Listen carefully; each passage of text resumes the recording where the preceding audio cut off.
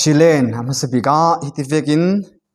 tikchu chan tha in petu kan pathian min tham trasi se e tu thang tatleu timi mangin pathian tu sim thainak chan tha kanai ve chan tha in vau ve tu shoi tu papara kalung oi tuk titla kha ron sim bet kadu asilen e chan tam kan mang lauding ruanga kan thua kan fe chi mai dinge tu chani ro khom ding le tha jang lak tlang dingi kadu mi bungchang sirna kan nei ta ding sem tirnak atumpi paruk afate pangai sin hlaini kha karla kha kan rel tummi sidingi chumia kan thumanak biga sir kadu mi te chu verse khatelong afate pakhatelong sirna kan nei ding chu pakuat na kha siding pakuat nak hipol he nawa e tesin fa pol tla ansi nawa chu amai sana mi fel le mitling asi nawa chu pathian thon an leng tlang nawa chu pathian thon an leng tlang hemi bungchang thon kan rel tlang kan ruwa tlang thiam nak dinga tin thupi amo asilawa topic red kadu mi chu nawa le asan lai pathian le kan ni le kan san lai kan sani pathian ti siding nawa le asan lai pathian le kan ni le kan san lai pathian ti siding hito muna chithiang thimin nawa chu amai sana mi fel le mitling asi tia ente nawa chu asan laya pathian maya mitling mi fel asi tia chithiang hlim ni insim nawa hi mitling mi fel asi nak hi ama thiam ruang le ama fam kim ruang le minung dana mi fam kim asi ruanga pathian maya mitling asi nak selo jiang tin hap nawa hin kin nak le fel nak arak chauve afate priyat naka asina nawa chu pathian mida zang fa nak achau ti ante pathian e nawa he asan la mitling le mi fala sinak chu pathian zang fa nak chaunga tu asinak sona se pathian zang fa nak chaunga tu asinaka pathian min maya nawa chu mitling arakse mi fel arakse nawa chu asan laya mitling mi fel ase chu pathian maya ase pathian lama ase ama adama chun e adami solna za aza nei ve asinanin pathian zang fa na ronga nawa chu mitling ase pathian arak zum naka pathian zang fa na ka chau naka asilen kan ni te mundang dangai ummi zumtu ulana pol tunia hin pathian maya mitling kan se ve zaumo ti hi kanum nak chirin sudo sela reka chu I phatlan rak ngai min num dinge reka chu tau phatlan ngai min num dinge reka chu ro song phatlan ngai min num dinge nan thil tu pha chingin ruwa dinga kalau du sak mi hai chu pathian maya mitling mi fel na se ve zaumo ti hi nangma sudo ve ola kadu jiang tin ha tu sana mitling kan se ve dan hlalaya chun Jisu Christ so hlana chun pathian an rak zum na ka mitling mi falan rak si asinan tu sana chun Jisu Christ kan zum nak ronga mitling mi fel kan se ve thang ase num nak buna Jisu Christ narundam tua narak zum ve zaumo pathian maya na san laya hin nangte mitling na se ve zaumo chathiang hlim ni nawa chu mi fel le mitling asi tia antisa tua hin Jisu hirin lo pin ra sela nang hi kai hi mitling le mi fela in hu ve kem Jisua mitling kan se ve zang mo nang la kein tlin nak jiang man kan nai lo pian pi sual nak nei mi khir kan se kan suai sin hela fe ding mai kan se asina in zum nak thong in mitling mi fam kim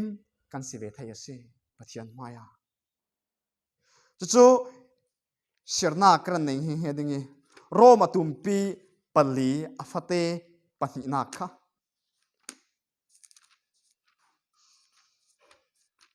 roma tumpi pali afate panina ga janga tilen abraham cho tuan nak i thiam chautar asia chun por ok ding anai ding pathian maya chun silawin tiate abraham kha mitling arak sina kha abraham kha mi falm kim arak sina kha azum nak ronga se an welam kan seri vo silen zum nak ronga se pathian mai sona se pathian zang fa nak sona se ti in langtar roman thau atumpi panga afate pakhatna churonga rinnak in thiam chautar kan si ti ate churonga rinnak in zumnak in thiam chautar kan si tuna sana thiam chautar na se ve zawmo jangmi kau khana na loiru ti grel law jangmi khutok asi khutok bible tlong sona kai ti grel law jangvek na na tuan si ti kalau sut law pathian maya mitling kan si ve zawmo ti tu pi sona se nawa chu asan laya mitling ase chulen kadu to khitok te asan laya mitling le mi fella si lohman salawin nawa chu pathian thon an leng tla ya ate nawa chu asan laya pathian thon an leng tla ya chathiang hlim ni insim nawa hi e superman vekin le minung chung chuang asilaw kan ma vek minung asive kan ma vek te in sung sang nei asive asina in nawa chu pathian thon an leng tlang te ante an san laya chun phone zauding tlam lo ding e video zauding tlam lo ding e pathian thon leng tlang hi aul son ding si tia ta kan ruat men ding afate panganak sia sana kan nei ta ding semtirna atumpi paruk afate panganak kha chun minung soral nak cho laithluna an satuk e an thin long ruan nak e song tua mi pau cho chat lak lawin thil chalo hlir asiti pathian na mu nawa he asan laya miding fel pol le event pol le pasta por thon tlang in rak tlang leng asi chuang law asan laya chun milai pol chun chat lak lawin thil chalo hlir an ruatia chu chiang lem in sima se he asna in chovek menung lakhla nawa cho chu chiang lem ni pathian thon an leng ta tiate pathiana mi fam kim le pathian azang fa na a chawlong silaw nawa cho asan laya pathian thon leng tlang mi an se atu kan sanate nang le kaite tunia sudo sa sela pathian maya chin zum nak ronga Yesu Christ kan zum nak ronga miding mi fal kan si zaw mending asina in pathian thon leng tlang mi na sive mo hito chathiang lima chun in ngan sak lo nan hi ka zum mi pakhat ase nawa chu pathian thon an leng tlang ti ati tiga hin nawa hin pathian thon leng tlang hi nuam ati teng deng hito muni leng tlang kan ti mi hi zan lam rongi na tuan the rongi kangwal flamo nu famo zan lam nin them rongi leng tlang le mun phat khat fe tlang men kha rel du na ka silo David Wilkerson chen hiti hin arak rel pathian thon leng tlang ti asim du mi chu asun azan aleng asungin leng tlang kha rel du mi si ti ate chuti asioka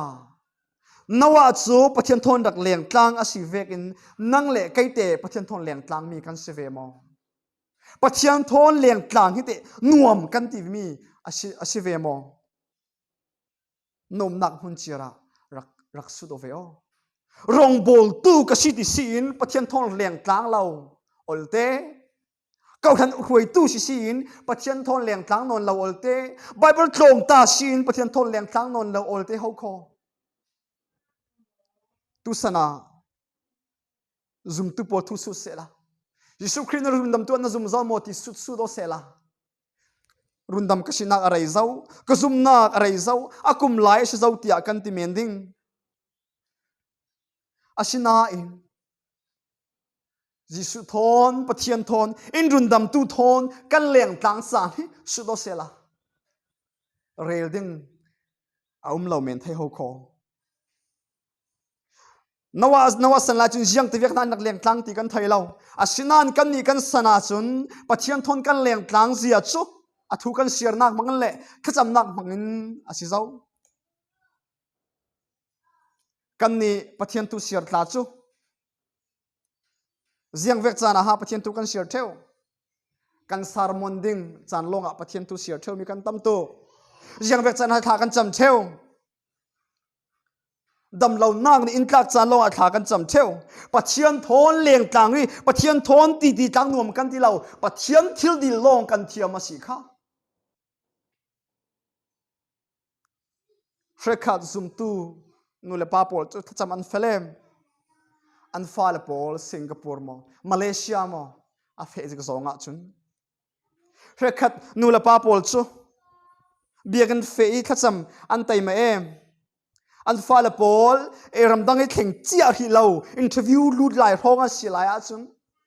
an fal tuk thlau mi tuk ve kan bang kha pathian to pol kom kan ti mi si lo kha pathian to leng tlang kan ti mi si lo kan du mi dil ding men longa kan fe si kha nawa hi pathian adu mi le abai sai mi dil ding mena aum lo pathian thon leng tlang an se pathian thon leng tlang na chun mo du mi abango tu hau kho pathian thon leng tlang na chun mo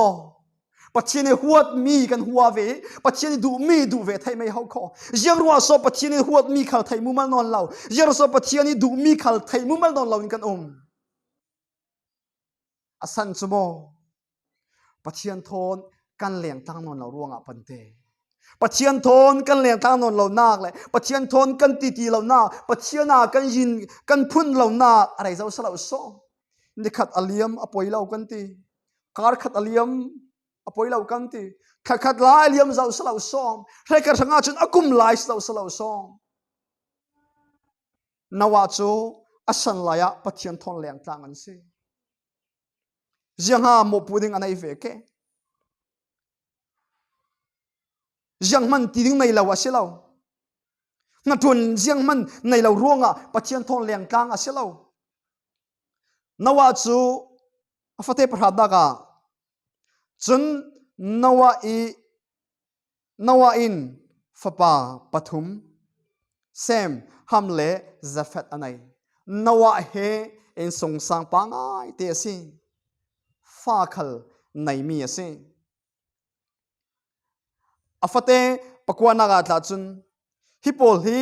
nawa i te sin fa pol tla an si ti ate nawa hin tu khala nei ho kho fanu fa ba anai men selo tu khal anai ase in sung sang ti chel chelen le in sung sang bui pi ding anga atuk ve nan chumi lak khala nawa chu pathian thon an leng tlang ti ate leilung khala pathian maya sheling lat asi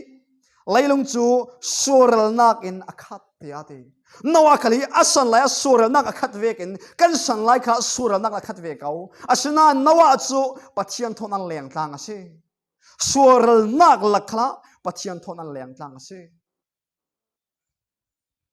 pathian thon kan leng tlang lo nak dinga ram kan pu mo kan phone kan pu mo ding kan nga atuk lo ma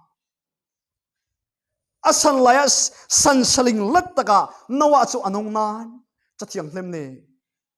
pathian thon an leng tlang ti ate zum tu